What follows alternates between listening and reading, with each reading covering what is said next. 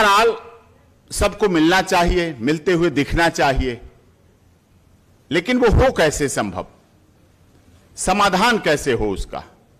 क्या अभी पिछले दिनों जस्टिस फॉर ऑल, क्योंकि कानून से संबंधित बात है, मैं भी honourable supreme court of India में 25 वर्षों से वकालत कर रहा हूं, कई ऐसे केसों को मैंने देखा है। क्या उनमें न्याय हो पाया? क्या इस देश की जनता को न्याय होते हुए उनमें दिखा? मैं राजनीति के केसों की बात नहीं करूंगा। राजनीति में आपस में द्वंद्व प्रतिद्वंद हो सकता है, राजनीति बनी इसीलिए है क्योंकि द्वंद्व भी होता है, प्रतिद्वंद भी हो, तो वो उसके साथ क्या कर गया, फिर वो उसके साथ क्या करेगा, जब वो सत्ता में आएगा वो चलेगी। लेकिन एक ऐसा केस भी है इस देश में जिस पर आरोप लगे, लेकिन आरोप से पहले उसका जीवन क्या रहा जो आपने देखा। अगर हम बात करें संत आशाराम बापू के केस की, क्योंकि जस्टिस फॉर ऑल सबके लिए मैं आज बात कर रहा हूं, केस लगने से पहले क्या था, क्या उन्होंने वैलेंटाइन, जो भारतीय संस्कृति की बात की जा रही है, क्योंकि हमारी भारतीय संस्कृति अनमोल है, सभी वक्ताओं ने कहा भारतीय संस्कृति बहुत जरूरी है, लेकिन उस भारतीय संस्कृति को जिंदा करने का काम,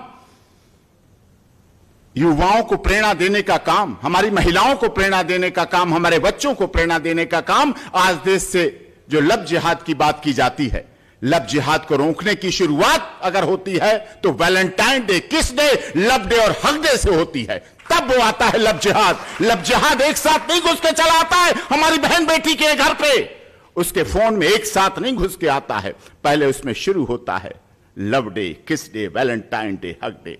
क्या उस संत आशाराम बापू ने इन सब लव डे, किस डे, हक डे रोकने के लिए काम नहीं किया? क्या यह सत्य नहीं है कि धर्मांतरण की बात की गई, कानून बनाने की बात की गई, हमारे आदरणीय अशोक गहलोत जी का, राजेंद्र गहलोत जी का बिल जाएगा, उसमें समाधान होगा, लेकिन आशाराम बापू सांसद नहीं थे, वो किसी राजनीतिक पद पर नहीं थे। वो बात अलग है कि उनके यहां सभी राजनीतिक दलों के लोग, सभी, मैं बड़ी जिम्मेदारी के साथ कहता हूं, मीडिया वाले भी बैठे हैं हमारे पूर्व, सभी राजनीतिक दल के लोग उन संत के यहां आते थे, झुकते थे, नमन करते थे, लेकिन उन्होंने अपने बल पे लड़ाई लड़ी वो, और इन सब चीजों के खिलाफ लड़े, धर्मांतरण, ईसाई मिशनरीज के खिलाफ लड़े वो, और इस सब का सारा परिणाम क्या हुआ? दारोमदार चलता रहा, एक संत अकेले लड़ता रहा, एक ऐसे झूठे केसों में फंसा दिया गया। और बात न्याय की बात की रहे, justice for all constitution club में, देश की राजधानी के इतने बड़े स्तर पर उन्हें न्याय नहीं मिल पाया। उम्र के इस पड़ाव में आप रिकॉर्ड निकाल के दे दीजिए मुझे, इतनी उम्र का अगर कोई व्यक्ति जेल में हो, हार्डकोर क्रिमिनल, हैबिचुअल, मैं तो सुप्रीम कोर्ट में वकालत करता हूं, हमारे पीपी साहब बैठे, चीफ पीपी साहब, हमने इनसे सीखा है, 25 साल में देखा है इन्होंने, हार्डकोर प्रोफेशनल क्रिमिनल आते हैं हमारे, मैं हिचक नहीं करता, माननीय मंत्री जी बैठे हैं, बड़े प्रोफेशनल क्रिमिनल आते हैं और मैं उनके लिए वकालत करता हूं, पैसा लेता हूं, काम करता हूं उनके लिए बिना हिचक के। लेकिन क्या वो हार्डकोर क्रिमिनल हैं, हैबिचुअल ऑफेंडर हैं, प्रोफेशनल ऑफेंडर हैं? कोरोना काल में सबको छोड़ा गया, बड़े बड़े हार्डकोर क्रिमिनल को छोड़ा गया।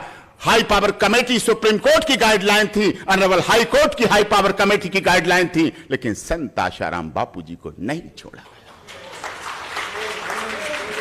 बताइए आप, क्या है ये? आयोजक हैं विशाल खन्ना जी बैठे हैं, मुरारी तिवारी जी बैठे हैं, हमारे वकीलों के नेता हैं। तो विषय ये है, आज जरूरत इस बात की है कि जस्टिस फॉर ऑल न्याय मिल पा रहा है? कोई जस्टिस फॉर ऑल के लिए कहां पे क्या कमी रह गई है, किस में कहां पे कमी रह गई है, किसके मामले में कमी रह गई है, हमें यह सोचना पड़ेगा, हमें देखना पड़ेगा। हमें यहां व्यक्तिगत वाद विवाद में नहीं लगना है कि राजनेता क्या कह रहे हैं, कौन सी पार्टी का क्या कह रहा है। ऐसे कमियां निकालेंगे तो ग्रंथ लिखे जाएंगे, किसकी कमियां किसकी अच्छाइयां। कोई दुनिया में ऐसा नहीं जो पूर्ण हो, कोई इंसान नहीं, कोई देश के राष्ट्रपति से लेकर न्यायाधीश, supreme court, honourable chief justice, honourable high court, कोई दुनिया का ऐसा नहीं है जो पूर्ण हो और जिसमें गलती ना हो सकती हो। इसीलिए जस्टिस फॉर ऑल। तो मैं यहां से ये कहना चाहूंगा और अवश्य कहना चाहूंगा कि न्याय के क्षेत्र में अगर कोई कमी रह गई हो, जैसे संत आशाराम बापू जी के केस में निश्चित तौर पर सबको दिख रहा है कि नहीं दिख रहा? मुझे ईमानदारी से हाथ उठा के बताइए, हाथ उठा के आप लोग बताइए, ईमानदारी से दिख रहा है?